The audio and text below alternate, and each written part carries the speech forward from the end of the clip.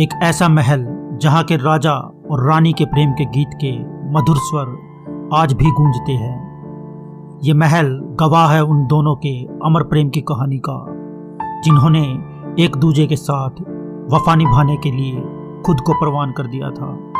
यह आलीशान महल राजा बाज बहादुर ने अपनी रानी रूपमती के लिए बनवाया था। कहा जाता है कि रानी रूपमती सुबह उठकर मां नर्मदा के दर्शन करने के बाद ही अन्न जल ग्रहण करती थी। उन्होंने रानी रूपमती के लिए 3500 फुट की ऊंचाई पर एक किला बनवाया ताकि रानी लगभग 24 किलोमीटर दूर नर्मदा नदी के दर्शन वहीं से आसानी से कर सके। आज भी रानी रूपमती के किले से नर्मदा नदी के दर्शन आसानी से किए जा सकते हैं। रानी के महल से पहले ही बाज बहादुर ने अपना महल बनवा लिया था, जो कि पहाड़ी पर रानी रूपमती महल से लगभग 3.5 किलोमीटर नीचे की ओर है, ताकि रानी तक पहुंचने से पहले दुश्मन को पहले राजा बाज बहादुर का सामना करना पड़े।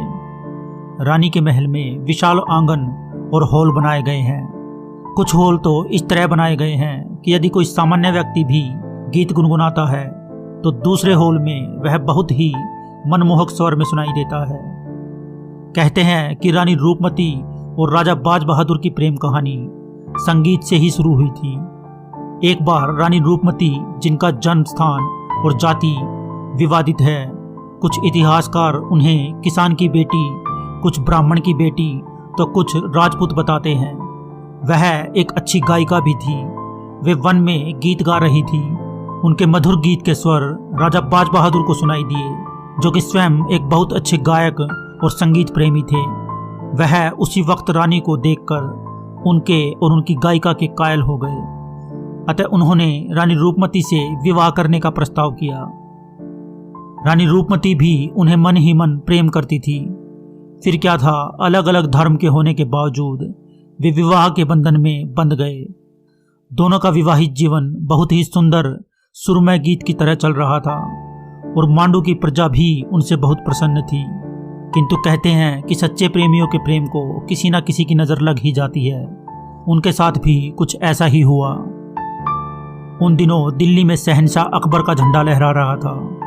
अकबर के सेनानायक अदहम खां के नेतृत्व में मुगल सेनाएं मालवा पर चढ़ाई और सारंगपुर तक जा पहुंची। 29 मार्च 1561 ईस्वी को मालवा की राजधानी सारंगपुर में राजा बाज बहादुर और अदहम खां के बीच युद्ध हुआ, जिसमें बाज बहादुर की हार हुई और उन्हें रणभूमि छोड़कर भागना पड़ा। अकबर ने अदहम खां को वहां की सूबेदारी सौंप दी। उसके बाद अदहम खां ने रानी रूपमती को अपनी प्रेयसी बनाना चाहा, तो रानी रूपमती ने बाज बहादुर के नाम पर हीरा निगलकर अपने प्राण त्याग दिए। 1562 ईस्वी में पीर मोहम्मद मालवा का सूबेदार बना। बाज बहादुर ने दक्षिण के शासकों के सहयोग से पुनः मालवा पर कब्जा कर लिया। पीर मोहम्मद भागते समय नर्मदा नदी में डूबकर मर गया। इस बार अकबर ने अब्दुल्ला खां उज्बेक को बाज बहादुर को परास्त करने के लिए भेजा। बाज बहादुर ने पराजित होकर अकबर की अधीनता स्वीकार कर ली। कुछ समय बाद बाज बहादुर बीमार हो गए। बीमार बाज बहादुर ने अकबर से रानी रूपमती के पास वापस सारंगपुर जाने की इच्छा जाहिर की। अकबर ने उनकी इस इच्छा को पूरा करते हुए उन्हें सारंगपुर भिजवा दिया। यहाँ बाज बहादुर ने रानी रूपमती की मजार के पास आखिरी सांस ली। दो प्रेमियों को अलग करने की बात ने अकबर को बेचैन कर दिया और सन 1568 में सारंगपुर के समीप एक मकबरे का निर्माण करवाया। बाज बहादुर के मकबरे पर अकबर ने आशिक सादिक और रूपमती की समाधि पर शहीद वफा लिखवाया।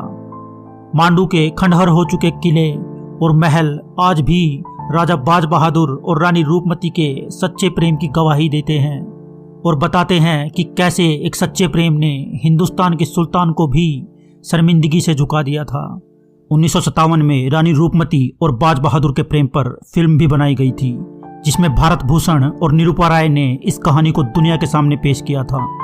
रूपमती फिल्म का एक गाना आ लौट के आजा मेरे मीत तुझे मेरे गीत बुलाते हैं आज भी मांडू में गुनगुनाया जाता है। उम्मीद है आपको यह वीडियो अच्छी लगी होगी। वीडियो को लाइक करें और ऐसी ही और वीडियोज़ की अपडेट्स पाने के लिए चैनल को सब्सक्राइब करें। तो मिलते हैं अगली वीडियो में। तब तक खुश रहें, खुशहाल रहें। जय हिंद, जय भारत।